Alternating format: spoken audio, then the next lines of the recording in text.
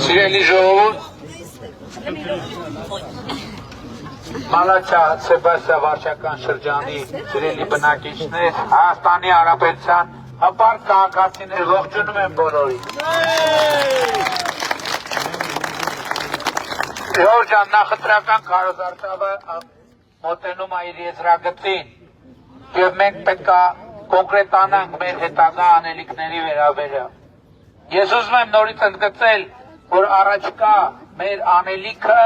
ըստ էության շարունակությունը պիտի լինի նրա, ինչը մենք արդեն բավականին երկար ժամանակ ստեղծել ենք, խոսքը նոր որակի պետություն ունենալու եւ Հայաստանի Հանրապետության որպես անկախ ինքնիշխան պետության վերելքը ապահովելու մասին է։ Եվ մենք արդեն սկսել ենք եւ այսօր տեղի է ունենում։ Ընդամենը այս տարվա հունվարին մենք Երևանի պետական համալսարանում բացեցինք արհեստական բանականության կենտրոնը։ Հայաստանի պետական բյուջեից մենք 10 միլիոն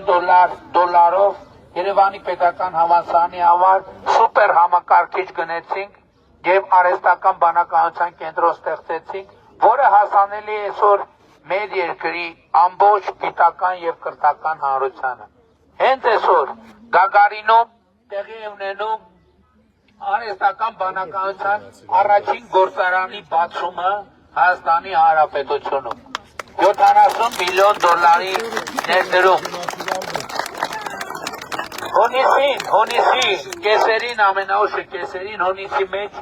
տեղի է ունենալու արհեստական բանականության երկրորդ գործարանի բացումը Հրազդան մեքենա գործարանի տարածքում Firebird ընկերության ներդրումային ծրագիրն է շուրջ 5 միլիարդ դոլարի։ Ուզում եմ ընդգծել, որ այդ երկու իրադարձություններն են սերտորեն կապված են 2025 թվականի օգոստոսի 8-ի Վաշինգտոնյան հանդիպումների հետ, որովհետև եթե հիշում եք նախագահ Տրամփի հետ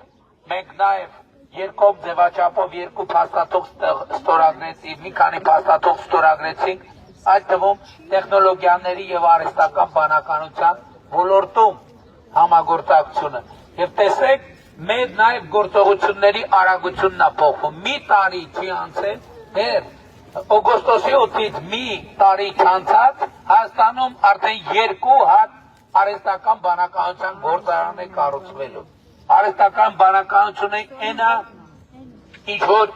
նոր կյանքի եւ նոր զարգացումների եւ տեխնոլոգիաների մասին է։ Ընդհանրապես արհեստական բանականության ստեղծումը այսօր համեմատվում են էլեկտրաէներգիայի ստեղծման հետ, այսինքն ինչ էլեկտրաէներգիան այսօր դեր ունի մեր կյանքում, նույնն էլ առաջիկայում արհեստական բանականությունն է ունենալու։ Եվ մենք այս տրամաբանությամբ է, որ նախորդի 2025-2017 թվականի համեմատությամբ մենք գիտության ֆինանսավորումը 2.7 անգամ ավելացրել ենք, 208 անգամ 180%-ով եւ գիտության ոլորտում աշխատավարձերը ավելացրել ենք 300%-ով, նույնիսկ 350%-ով։ Եվ նաեւ այդ բանի շնորհիվ է, որ դուք մայիսի 28-ին Հանրապետության հրապարակում զորահանդեսի ժամանակ տեսակ ոչ միայն ժամանակակից օտարերկրյա արտադրության սպառազինություն, այլև տեսակ արտադրված է Հայաստանի Հանրապետությունում։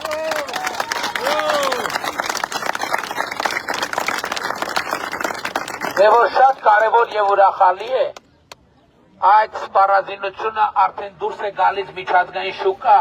եւ մենք արդեն առաջին արտահանման պայմանագրեր ունենք զարգացած երկրների հետ։ Հասկանալիորեն ես չեմ կարող երկրների անունները տամ, բայց արդեն պատկերացրեք, մենք զարգացած երկրներ ենք արտահանում։ Մենք նոր որակի պետության ձևավորման գործողությունը եւ ռազմավարությունը դեռ շատ վաղուց ենք սկսել։ Եվ նախորդ տարվա վերջին ընդունվեց Հայաստանի տնտեսական եւ ինստիտուցիոնալ վերափոխման դոկտրինը, որտեղ մենք կրթությունը հայտարարեցինք ռազմավարությունների ռազմավարություն։ Այսինքն բոլոր ռազմավարություններից ամենաբարձրագույնը հայտարարեցինք կրթությունը, որովհետև նոր որակի պետությունը ենթադրում է նոր որակի կրթություն, որովհետև մենք չենք պատկերացնում, որ մեր երեխեքը պետքա բանվորությամբ, թեկուզ բարձր որակավորման բանվորությամբ իրանց կյանքի վաստակը ստանան։ Մենք պատկերացնում ենք, որ բարձր որակավորված աշխատանքով եւ բարձր սեգմենտի բիզնեսով, այդ թվում բարձր գնային սեգմենտ ունեցող գյուղատնտեսությամբ պետքա մենք մեր երկրի գյուղատնտեսությունը զարգացնենք։ 2018 թվականից մինչև 2025 թվականը մենք 50 միլիարդ դրամի աջակցություն ենք ցուցաբերել ինտենսիվ այգիների ձևավորման գործում։ Եվ ես ուրախ եմ, որ այս ընկալումը փոխվում է։ 2018 թվականին, երբ ես գնում էի գյուղեր եւ մարդկանց հետ խոսում էի ինտենսիվ գյուղատնտեսության մասին, կաթիլային ոռոգման մասին, ես զգում էի, որ մարդիկ ոչ միայն չեն ընդունում այդ խոսույթը, այլև շատ ակտիվ հակադարձում են եւ նույնիսկ նեղվում են։ Այսօր ես ուրախ եմ, որ գյուղ մտնում ենք, ասում են աջակցեք մեզ, որ մենք կաթիլային ոռոգում ունենանք, աջակցեք մեզ, որ մենք ինտենսիվ գյուղատնտեսություն ունենանք, եւ մենք գյուղացի կողքին կանգնելու ենք, որ այդ անցումը հին գյուղատնտեսությունից նոր գյուղատնտեսություն այդտեղ չեղ կառաջանում, որովհետեւ հին ծառը պետք է փոխվի նոր ծառով, այսինքն ոչ բերքատվության շրջան ալնելու։ Եվ մենք պետք է հասկանանք եւ մենք պետք է աջակցենք գյուղացուն, որ եւ ֆերմերներին, որ իրանք այդ հատվածը անցնեն։ Բայց ամեն ինչը պետք է հիմնված լինի գիտելիքի եւ կրթության վրա։ Էսա պատճառը, որ 300 դպրոց 500 մանկապարտեզ առաջին ծրագիրը ավարտելուց հետո 2026-ին ավարտում ենք։ Մենք անցում ենք կատարում երկրորդ 300 դպրոցի նորոգման, կառուցման, հիմնանորոգման եւ 100 մանկապարտեզի կառուցման հիմնանորոգման ծրագրի, որովհետեւ գիտելիքը եւ կրթությունը մեր առաջնահերթությունն է եւ դա պարտադիր է նոր որակի պետություն ունենալու համար։ Բայց նոր որակի պետությունը ենթադրում է նաեւ նոր որակի կյանք եւ նոր որակի սոցիալական ապահովություն։ Բայց սա էլ մենք չենք ասում որպես կարգախոս, որը ինչ որ հեռու ապագայում է։ Այսօր տեղի է ունեցել հեղափոխություն բառեզբուն իմաստով առողջապահության ոլորտում։ 65+ տարեկի թոշակառուները եւ մինչև 18 տարեկան երեխաները պետական բյուջեի վճարումների հաշվին ապահովում են նվազագույն առողջապահական կարիքներով։ Լսել եք դրա մասին, տեսել եք դա թե չէ։ Այսօր Հայաստանի պատմության մեջ առաջին անգամ միջին կենսաթոշակը ավելի է, քան նվազագույն սպառողական զամբյուղը։ Աննախադեպ բան։ 2018 թվականին, երբ որ ես վարչապետ եմ ընտրվել, Հայաստանում նվազագույն թոշակը եղել է 16000 դրամ։ Այսօր նվազագույն թոշակը 46000 դրամ է, պլյուս անկանխիկ առևտրի դեպքում հետվճարի հնարավորություն։ Այսօր մենք ուսուցիչների ատեստավորման միջոցով ուսուցիչների աշխատավարձը ընդհանուր կրկնապատկել ենք, ընդհանուր կրկնապատկելու հնարավորություն ենք ստեղծել։ Բայց այն ուսուցիչները, ովքեր արդեն ատեստավորվել են, հաջորդ շրջափուլում էլի ատեստավորվելու հնարավորություն են ունենալու։ Եվ եթե նախորդ փուլում ատեստավորման արդյունքում դրույքաչափը դառնում էր 100,000-ից 200,000 դրամ, գումարած ատեստավորման տոկոսը այս փուլում դրույքաչափը 200,000-ից դառնալու է 300,000 դրամ պլյուս ատեստավորման տոկոսը։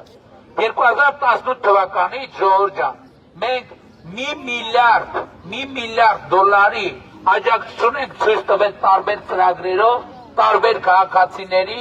իրենց բնակարանային հարցերը լուծելու համար, կամ բնակարան ձեռք բերելու համար, կամ բնակարանը ռենովացիայի ենթարկելու համար, այդ թվում սահմանամերձ գյուղերում իրականացվող 16 միլիոնի ծրագիրը։ Մենք այս պահի դրությամբ Լեռնային Ղարաբաղի մեր քույրերի եւ եղբայրներին 50 միլիարդ դրամի ֆինանսավորում ենք ապահովել, որպեսզի նրանք Հայաստանի Հանրապետությունում տուն առնեն եւ տնավորվեն։ Առաջիկա 10 տարիներին մենք 800 միլիարդ դրամի աջակցություն ենք պլանավորում Ղարաբաղից տեղահանված մեր քույրերի եւ եղբայրներին իրենց բնակարանային խնդիրը ապահովելու համար։ Բայց այսօր Հայաստանում կան ուժեր, որոնք չեն ուզում այդ մարդկանց թողեն, որ այդ մարդիկ տնավորվեն։ Անընդհատ ուզում են իրենց պահել, այդ մարդկանց պահել պանդուխտի եւ գաղթականի տրամաբանության մեջ, որ մարդիկ իրենց Հայաստանում անդած գան ճամփի վրա, որպես մի կանգար ժամանակավոր։ Ես էլի դիմում եմ Ղարաբաղի մեր քույրերի եւ եղբայրներին 800 միլիարդ դրամի ծրագիր ենք իրականացնում։ Դուք պետք է տնավորվեք Հայաստանի Հանրապետությունում, դիմեք Հայաստանի քաղաքացիություն ստանալու համար։ Դուք եւ ձեր զավակները պետք է ապրեք ձեր հայրենիքում, իսկ հայրենիքը պետությունն է, Հայաստանի Հանրապետությունը։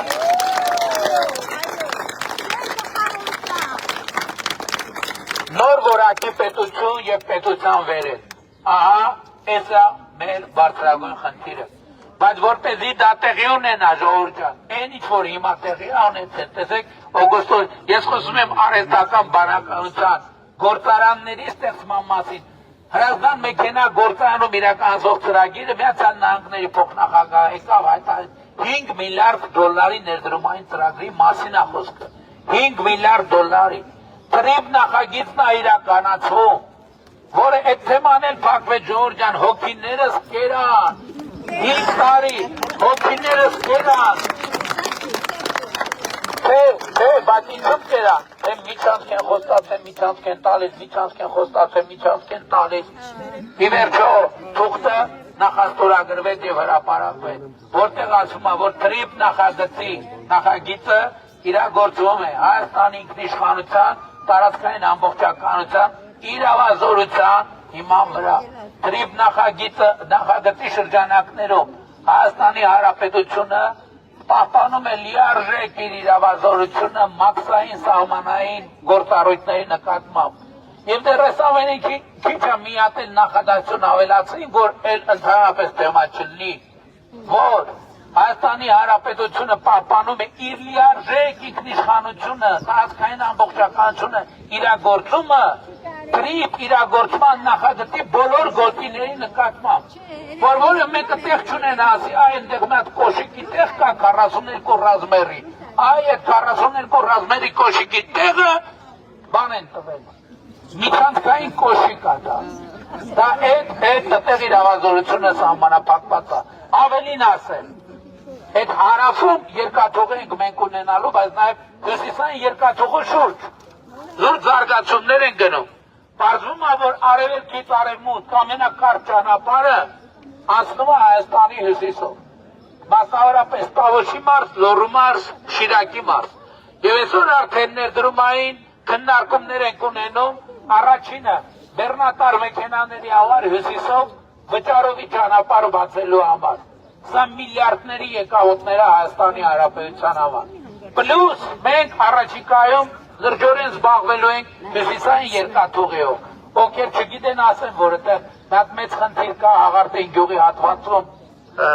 բան ա եղել, սողանք կա 90-ականների սկզբից ու շատ մեծ կտոր հողի երկաթուղու սենց քանդված ա լրիվ, հողն ա հոսում ու դա վերականգնման համար առնվազն 500 միլիոն դոլար փող ա հարկավոր։ Նախկինում այդ փողի շուրջ, որը լուրջ քննարկում չուներ, որովհետև փողը դրվում է, պետք է փողը հետ բերվի։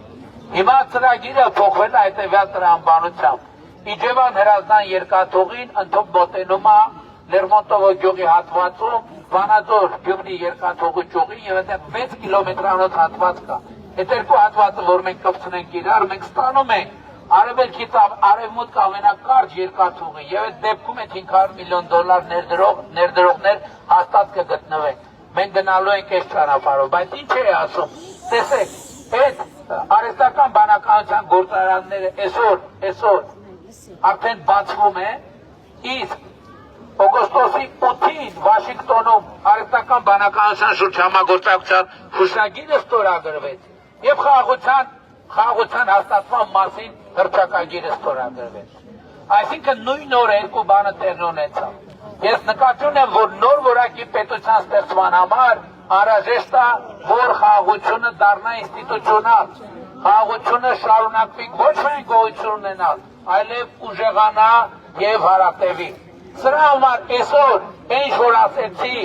շատ կարևոր է, բայց ամենակարևորը հետևյալն է, որ առաջիկա ընտրություններում հունիսի 7-ին Հայաստանի քաղաքացին գնա ընտրական տեղամաս եւ տեր կանգնի խաղաղությանը։ Այս ընտրությունների հարցերի հարցը է ժողովուրդը։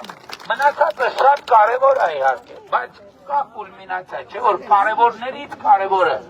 Հեսա պատճառը, որ մենք ձեզ կոչ ենք անում, խնդրում ենք, հորդորում ենք գնալ հունիսի 7-ին ընտրական տեղամաս եւ տեր կանգնել խաղաղությանը, որովհետեւ մեր 9 ամսյա խաղաղությունը նման է 9 ամսյա երեխայի։ Եթե նրա նկատմամբ հոգ չտանենք, ինքը չի ապրի։ Դուք պետք է կյանքի եւ ապրելու եւ զարգանալու եւ կայանալու եւ ոտի կանգնելու իրավունք տակ խաղաղությանը։ Սրա համար հարկավոր է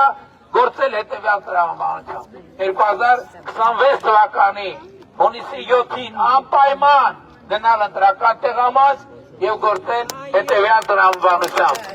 Ընտրություններ 2026-ին քվեարկում ենք։ Ընտրություններ 2026-ին քվեարկում ենք։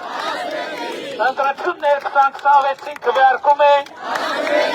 Բայց շատ կարևոր է արձանագրել, թե ինչ են քվեարկում 16-ին,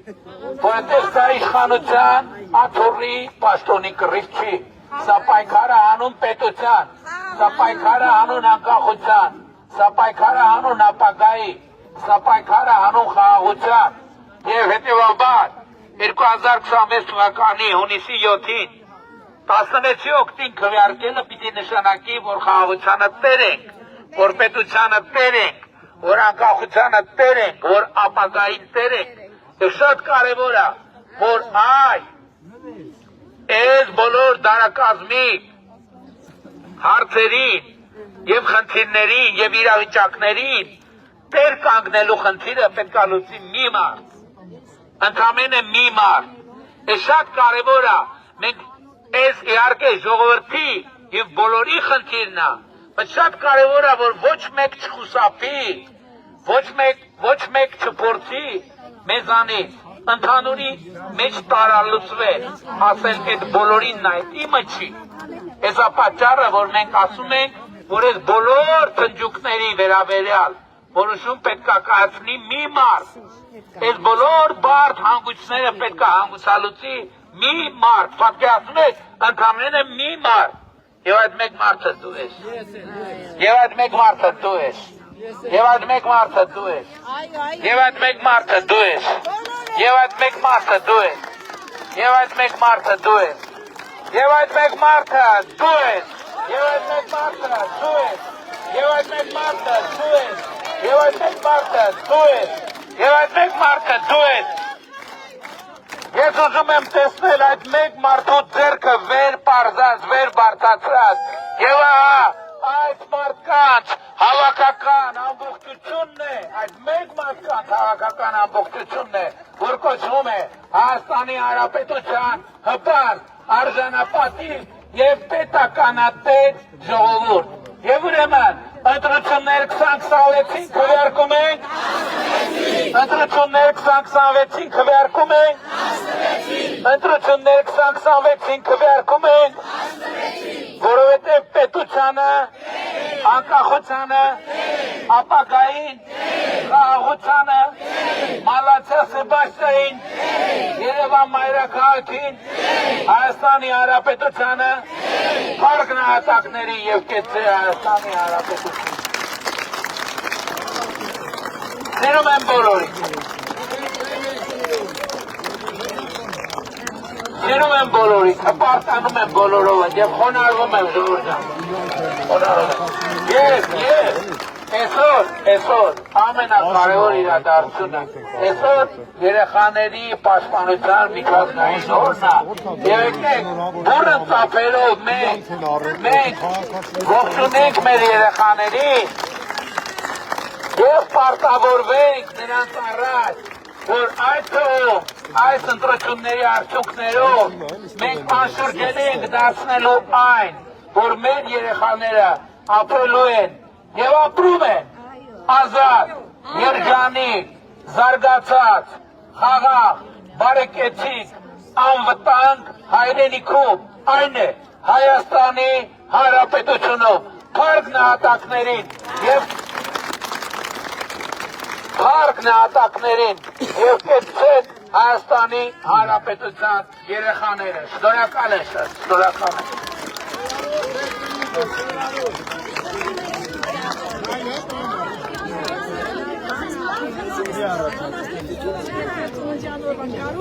Սիրելի ժողովուրդ, մեծարգո պարոն վարչապետ, սիրելի ժողովուրդ, այսօր նաև մեր վարչապետի ծննդյան օրն է եւ ինչպես ինքն է իր կյանքը դրել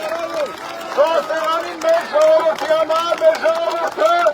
կանգնած է ու կանգնելու է մեր վարչապետի մեջքին պարոն վարչապետ շնորհավոր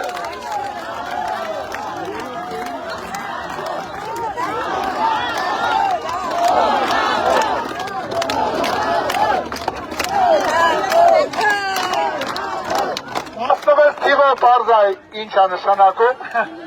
շնորհավոր երեխեք միացեք